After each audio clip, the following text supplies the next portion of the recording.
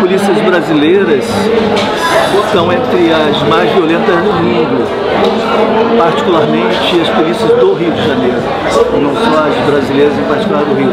Entre 2003 e 2012, inclusive, 9.231 pessoas foram mortas em ações policiais.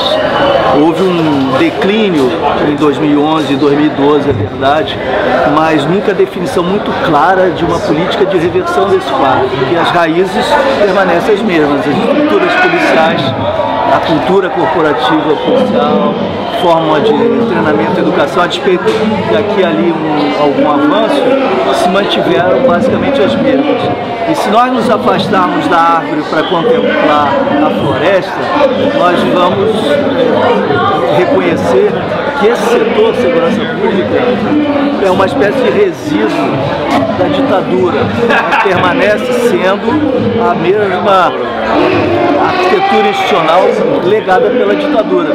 No pacto político que viabilizou a transição para a democracia, essa área foi imobilizada, foi congelada, para que houvesse as outras mudanças. O Brasil mudou, a sociedade se transformou, a economia se transformou, a política está em ebulição, mas essa área permaneceu cristalizada em função daquele tipo de pacto. E ela continua, portanto, expressando os valores que a constituíram, né? E ela continua reproduzindo aquilo. Que valores eram esses?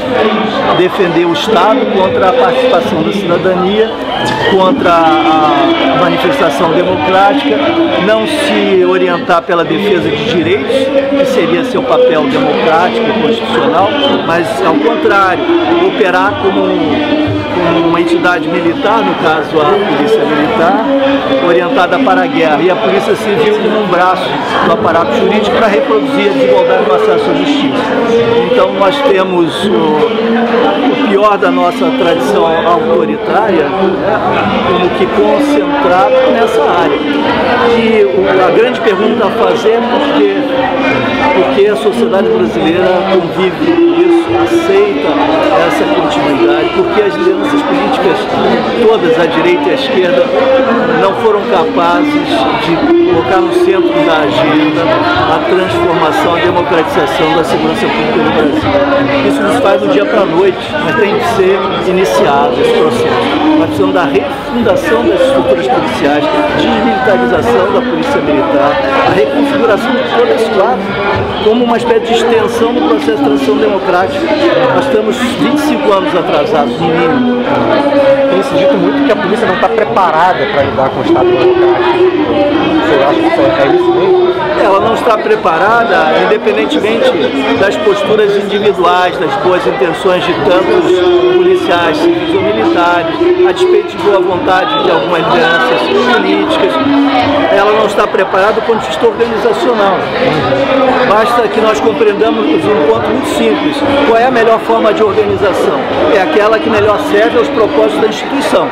A melhor forma de organização do açougue é diferente da melhor forma de organização do clube de futebol ou de uma universidade ou de uma polícia. Por que a polícia militar tem que se organizar à imagem e semelhança do exército? Essa é uma determinação legal. Por quê?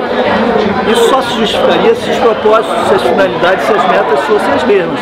Porque uma organização serve à realização de metas. Por que o exército se organiza verticalmente, de uma forma hierárquica rigorosa, com concentração decisória, etc. Porque precisa adotar o método que é chamado pronto emprego, para cumprir a sua finalidade, que é a proteção do território nacional e envolvimento em operações bélicas, eventualmente. Para que a guerra se faça, é preciso deslocar contingentes numerosos, rapidamente, de modo convergente. Isso se chama pronto emprego, isso requer hierarquia, concentração decisória, etc. A polícia militar não tem como propósito constitucional a preservação do território nacional contra invasões, nem a operação propriamente bélica. O propósito da polícia militar ostensiva, preventiva, constitucionalmente, seria garantir direitos. Qualquer direito em risco de ser violado encontraria no policial uma proteção da defesa. Para isso é o mesmo que dizer fazer com que as leis sejam cumpridas, ajudar ao cumprimento, a vigência da legalidade. O Estado Democrático de Direito precisa do aparelho policial para ajudar a que se realize justamente o compromisso legal legal, o pacto constitucional. Se é assim, se o propósito da Polícia Militar ou deveria ser garantir direitos e não fazer a guerra, por que ela se organiza como uma máquina de guerra? Alguns diriam, porque precisa também enfrentar os confrontos, como aqui na Maré. Sabe o que significam os confrontos para as atividades policiais? 1%. Confrontos correspondem a 1% das atividades policiais, no máximo, policiais militares. Você não vai organizar 99% para atender à necessidade de 1%. Você aí cria toda uma institucionalidade específica para lidar com situações desse tipo, que devem ser minimizadas. Nós devemos evitar o confronto e criar condições para que funcione a segurança pública, modo preventivo, investigativo, muitas modalidades. O confronto é um caso absolutamente extremo.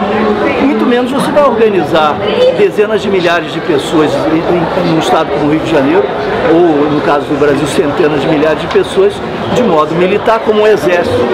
Claro que o que você espera de uma instituição que se organize como um exército? Que faça guerra, ou fique aquartelado, ou faça guerra, uma situação excepcional. E essa instituição convive com o nosso cotidiano.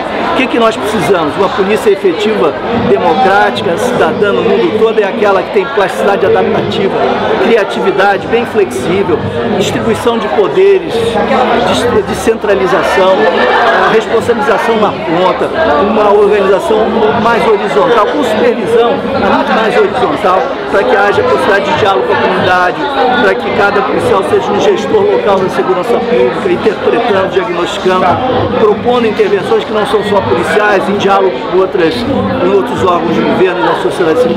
Esse tipo de ação policial, que é a mais efetiva, policiamento comunitário ou variações, derivações, requer uma estrutura organizacional absolutamente diferente, até inversa a essa que nós temos. Então, ela está preparada para fazer a guerra. Por isso que alguém pode dizer, ela veio aqui cumprir seu dever, fazer a guerra. O que está errado é a concepção de que seu dever seja fazer a guerra.